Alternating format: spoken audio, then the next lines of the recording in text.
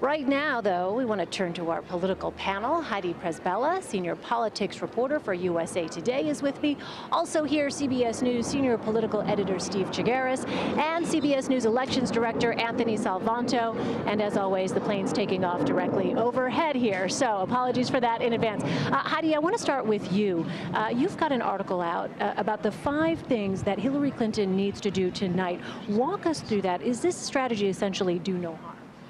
Yeah, I think that is it. I think she just has to survive this based on what we're hearing out of the Trump campaign, which is that this is going to be a full frontal, kitchen sink assault on Hillary Clinton. And, I have updates just to that story as well, because I've spoken with a number of Clinton administration officials or campaign officials who say that they actually truly believe that this strategy, which is much like the strategy from the last debate, actually helps her as long as she doesn't, take it too hard on the chin. That they've seen her numbers actually start to improve somewhat in terms of the favorability numbers in some of these swing states. It's not enough to call it a trend yet, but whatever she did in the last debate was a wise strategy not to take the bait. It's generally a rule that you apply to all candidates when somebody is that far below you in the polls. It doesn't make sense to engage them, but especially if he's going to be throwing a lot of dirt at a lot of personal stuff, just let him further paint that, temperamental narrative that they've been trying to bait him into all along.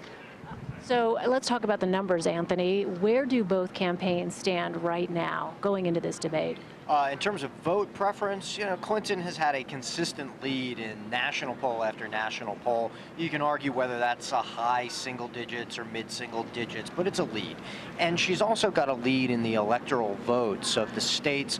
If you add them up, the ones that are leaning towards her right now, it would be enough to get her over the top. So that's where it is. But look, having said all of that, there are things that underpin this. Specifically, one is her electorate depends heavily on strong turnout from the same people who came out for President Obama. That's strong turnout from the African-American vote, from the Latino Hispanic vote, and also from young people. And in all of those cases, especially with the young voters, their likelihood of voting in the polls is a little bit lower than everybody else's. So if they don't show up, this race tightens. I don't think by any stretch you call this race over heading into this third debate. So Steve, then, how do you think tonight could possibly affect some of what Anthony has just spelled out about the enthusiasm, about younger voters, about all of those issues that we've been talking about essentially since the primaries began, whether or not people will come out and vote on both sides, but particularly for Hillary Clinton? We've talked about the numbers of young people in particular who just don't necessarily connect with her. Yeah, I think she's going to have to sell this positive vision that she's been sort of unable to really do, right? So she's got to get out there, make an argument for her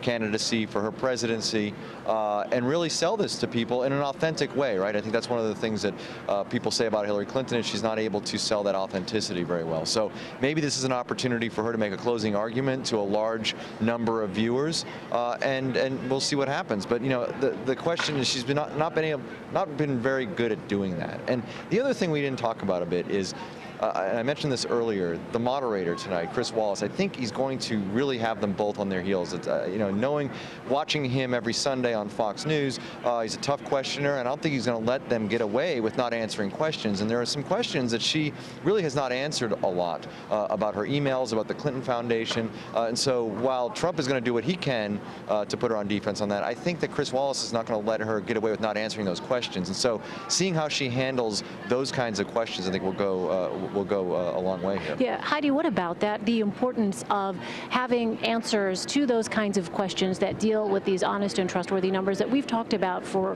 months, really, have continued to be such a challenge for her. We've looked at those numbers at like the 60, 62, 63% of voters think she's not honest and trustworthy. How important is her response going to be tonight? I think it's important to do no more damage. I don't think that it's realistic with just, weeks left before the election for her to materially change those numbers. But again, going back to your original premise, to do no harm, I think that, Steve's totally right. There's a lot of issues in those WikiLeaks that she has yet to answer for. I still believe that the original batch has been the most damaging to her in terms of the transcripts of those speeches, in which one of them she allegedly told Brazilian bankers that she's for a totally open trade and open borders, hemispheric deal, which kind of really goes against the passionate base of her party in terms of, trade agreements. agreements, but also on that immigration issue, which is going to be one of the key topics today that they say that Chris Wallace will be pushing. He's going to hammer her on that immigration issue, and I think she's going to have an answer beyond what her campaign has said so far, which is just that this is an attempt by the Russians to try and influence our elections. True, but they're not denying the veracity of these emails, and until she does that and denies that that is actually her own words, I do think she has to answer for them, and she has to have a better answer than what her campaign's had so far. Anthony, let me ask you about women voters. This is now a time where we've seen many women coming out, multiple women, I should say, coming out and accusing Donald Trump of sexual misconduct of some kind. Where do things stand now with regard to women voters? Are more of them now going for Hillary Clinton, less of them going to Donald Trump? The swing we have seen that's been most dramatic in recent weeks is that in September, across the battleground states, the ones that will really determine the election, Hillary Clinton had a 5-point lead with women voters. That swung to 15 points within a month and after those tapes surfaced. And what you also saw was that 9 out of 10 of the women who found the tapes offensive and weren't currently voting for Donald Trump said that they would then not consider him. So it kind of cordoned off or walled off a segment of the electorate that he really needed to reach. So that women's vote obviously becomes important, but you also see a bigger trend here, Elaine, and that is we might be headed for the largest gender gap, that is the difference between how men and how women vote, that we have seen. You start to get 55, maybe 56%, among the women's vote going for Democrats. And part of what's underlying that, too, is this split among college-educated women who typically vote Republican, and now they are voting for Hillary Clinton. So within that vote, you see these wheels starting to turn in those swings. If she can hold on to that, it becomes just on the numbers mathematically difficult for Donald Trump to catch up. Having said that, very quickly, just on the point about the emails, when you see 55% of voters saying that they feel she holds different views in private than she holds in public, that kind of ladders up to this larger narrative that the electorate has been looking for, a change in the way politics as usual is run, and it sort of speaks to that. And I would agree with Steve that just from a polling perspective, any ability to change those numbers rests on meeting that larger demand in the electorate. Steve? Yeah, but I think Trump's biggest problem is that voters clearly don't see him as the right person to do that, right? They don't say that they don't think he has the temperament, they don't think he's ready to be president, they don't think he has the qualifications to be president. So that seems to be a big thing that's holding him back as well.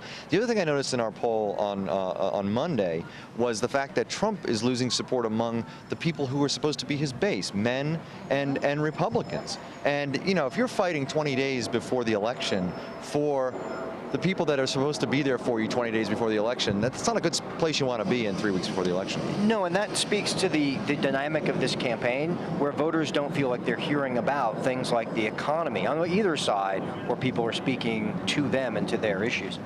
Yeah. To me, Elaine, there was one number that really stuck out to me, and it was in the Fox News polling. If I take you back to the beginning of this campaign, Donald Trump's entire path to victory was premised on the notion that there was this untapped market of white voters who would come out and carry him across the finish line in these industrial states like Pennsylvania. Well, what did we see in this polling? Mitt Romney won the white vote with a 17-point advantage. He still lost.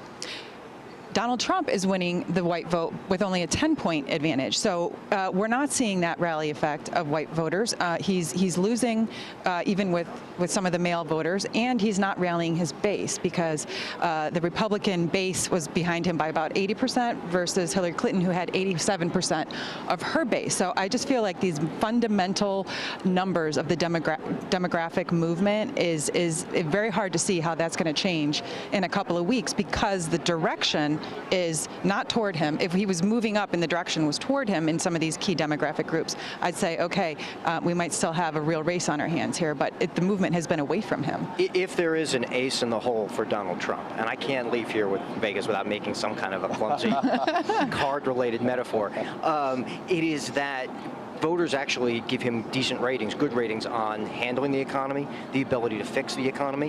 Now, having said that, they don't feel like they're hearing that message from him, but that kind of a shift in the campaign onto that topic, maybe that would move numbers. Heidi, I want to just get final thoughts before we go to break here. What is it that you're going to be looking for tonight, Heidi? we're being told that Donald Trump is going to go full nuclear and kind of bring out all the attacks in full. I think that is a message to energize his base, and I don't think that necessarily works. But if we see a Donald Trump who does stay on message and highlight those issues like the economy and like his proposal that he put out on term limits, that's the kind of thing that the American people, I think, that are really going to be open to and enthusiastic about. So we'll see which Trump shows up. Steve?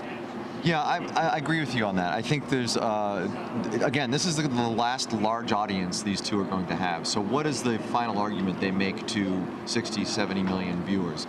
Does Trump get out there and talk about the issues, talk about how he can be a change agent and how Hillary Clinton can't? Does he make that argument clearly, or is it just dumping on Hillary Clinton the whole time? And for Hillary Clinton, she has to, I think, again, answer those questions about emails, but also make the argument about why she could be an effective president for a really divided country right now. Anthony? Yeah, besides the economy, which we spoke about, remember the commander-in-chief numbers, the things that initially weighed down on Donald Trump's poll numbers. If he can move that and show himself to be qualified to be commander-in-chief in the eyes of a lot of people who've been skeptical, that's a possible move in the needle, too.